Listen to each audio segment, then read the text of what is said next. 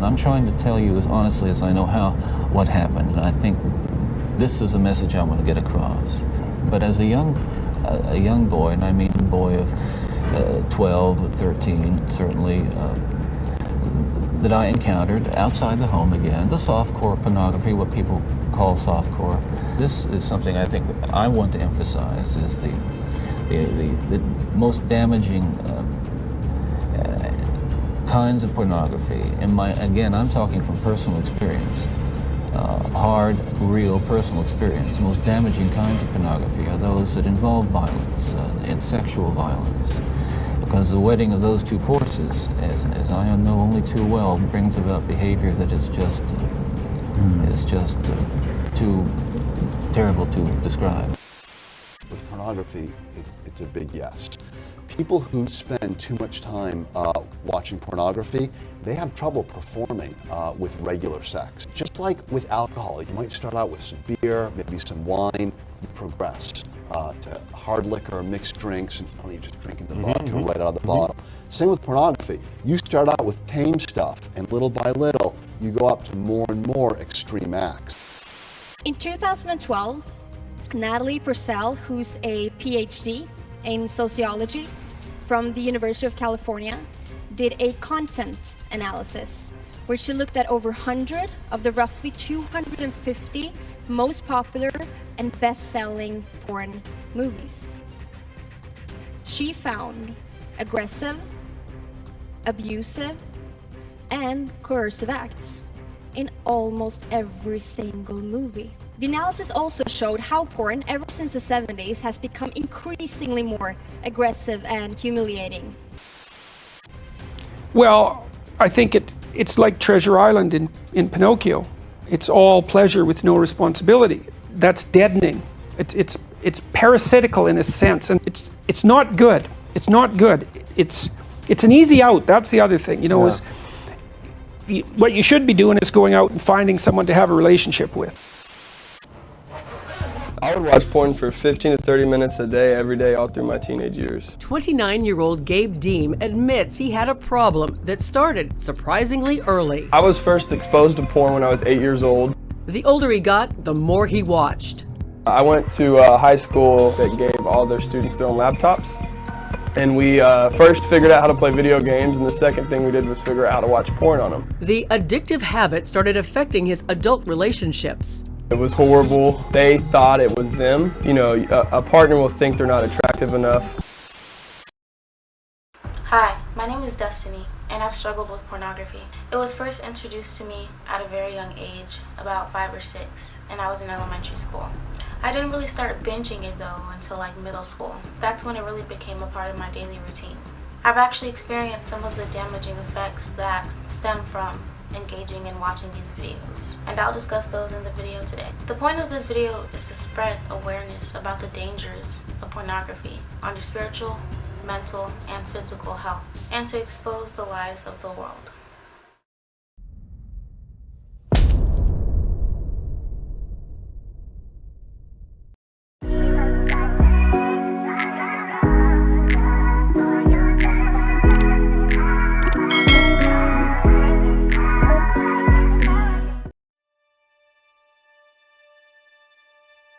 The adult film industry worldwide is worth $100 billion. 12 billion of that comes from the US alone. The pornography industry has been rapidly growing since the internet was introduced and continues to grow.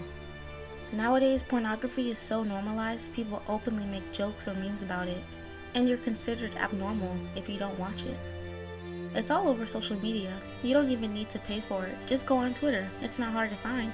Nowadays, it's normal to come across music videos that are filled with images of naked women. Some music videos can even be considered soft porn. Now, there's lots and lots and lots of statistics that prove the effects that it has on your mental and physical body. While researching this topic, there was a common theme among the effects that pornography can have on your physical and mental health. Porn is actually associated with a lower quality of life. Consuming porn can actually change and alter the human brain and body. It can also lead to erectile dysfunction. It makes it hard for men and sometimes women to even be aroused. Some women and men can't even get aroused without pornography, which is not normal. Neurosurgeons have actually studied the brains of people who watch porn, and they found that the brain gets rewired. It starts to crave things like pixels rather than people. Literally anything the individual imagines can be produced within a few clicks. And so it's that novelty that drives this tremendous search for variety. Craving that novelty can be defined as an addiction. Someone that's addicted to cocaine, when they see a line of cocaine, the reward center of their brain on functional MRI or fMRI lights up like a Christmas tree. And an interesting study out of Cambridge University looked almost identical to cocaine with individuals that considered themselves addicted to porn. When you're with a real human being, it just doesn't do it anymore. And so a lot of people have erectile dysfunction. They don't even want to have sex with real people. Not only can it lead to problematic sexual behaviors, such as sexual addiction, which I actually suffered from, it can also lead to depression, negative body image, and cause social anxiety. Seeing these images and watching these videos on a daily basis, you're seeing different people's body types, you're seeing different people performing in a different way. It makes you doubt yourself, and it makes you look at yourself inadequately. I've educated on this issue for about 10 years now. I met with kids from the ages of 5 and 6 whom stumbled upon pornography, and I met with young girls comparing themselves to the very often extreme standards set by porn, thinking they aren't good enough, not pretty enough, not sexy enough. I met with teenagers who compulsively consume pornography on a regular basis, doing everything in their power to quit, often unsuccessfully. And I met with guys so eager to please and so eager to perform just like they do in porn. And when they aren't getting the typical porn response from their partner in bed, a lot of them blame themselves for not being able to perform sexually. It can also cause you to engage in risky sexual behavior. A lot of people, they see all of the dangerous acts done in these videos. They make you think this is what females like. They make you think this is how sex should go. This is how sex should be. One of the most common and popular types of porn are ones that include violence. Pornography definitely has a negative effect on relationships, marriage, and sex life. It can cause you to have a lack of intimacy with your partner. It can cause you to have a loss of emotional closeness. Pornography has a pattern of ruining relationships and marriages. You know, people see these things being done in these videos, and then they go try it out on their spouses, and turns out they don't like it at all. Then they end up being upset, or they end up being dissatisfied because they end up realizing that that's false reality. The stuff that happens in those videos, it's done by paid actresses. And if you watch videos or interviews of ex-porn stars, it's all an act.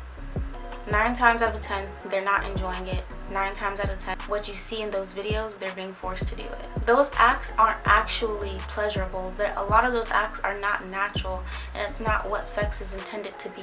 People who indulge in pornography on a daily basis, they lose the urge to have sex with an actual partner. People would rather please themselves while watching these videos than go out and engage in real relationships, and that's a problem. So my story really was heavily rooted in porn, and for me, it was over 10 hours a day. I tried to quit dozens of times, hundreds of times.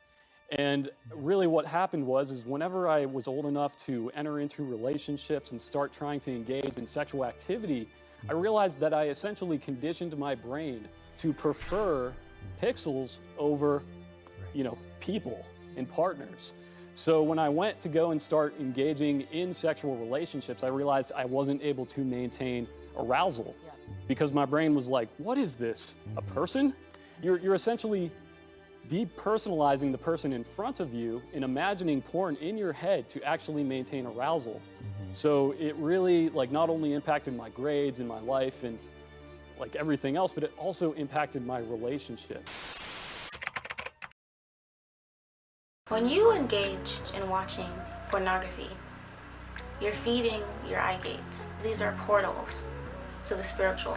You watching these images, you watching these videos that are not pleasing to God, you are allowing a gateway for the enemy to come in, or any demonic spirit. I'm pretty sure you probably heard me say on my channel before, the enemy prowls around like a roaring lion. He's just looking for a way in at all times. And you watching these videos, believe it or not, you're allowing him in. You might not feel it, you might not see it, but you watching these videos, you're allowing in the spirit of lust. You're allowing the spirit of perversion. Any spirit that wants to come through, actually, because now you have an open door. So if the spirit of infirmity, which brings sickness and disease, wants to come in, it can. If the spirit of depression wants to come in, it can. The spirit of anxiety, if it wants to come in, it can. The spirit of confusion, if it wants to come in, it can. And not only that, but Satan uses porn to distort marriages and relationships all the time. Porn distorts the view of sex. Sex is not a bad thing. And that's one thing I can't stand about the church, because the church makes it seem like it's a bad thing. Sex is a good thing. Sex is a gift from God. Sex is a holy. It's meant to bring joy. It's meant to bring pleasure to us inside of marriage. When it's done outside of marriage, it brings lots of bad things. Pornography distorts the view of sex. They include all these unnatural acts. They turn it into something completely displeasing to God. And you might be like, I don't really care what God thinks. Like, oh, what does that have to do with me? Well, the reason that we're not supposed to engage in sexual sin is because that is the only sin that we commit against ourselves. We're literally hurting ourselves. We're destroying ourselves by engaging in these acts. And then also, engaging in these acts, you're allowing the enemy to come in, fill you with shame, condemnation, and that just pushes you further away from God, because when you're done, you feel disgusting, you feel dirty, you feel like, what did I just do? I know for me personally, I can relate to that. Every time I would finish, I would feel disgusting, I'd feel dirty, and I'd feel further away from God. I wouldn't want to pray. I wouldn't want to seek him. I wouldn't want to talk to him because of what I've just done. Because the enemy would make me feel like there's no point in going to God. I just want to say, if you personally have struggled with pornography, or if you're still struggling with it, there's a way out.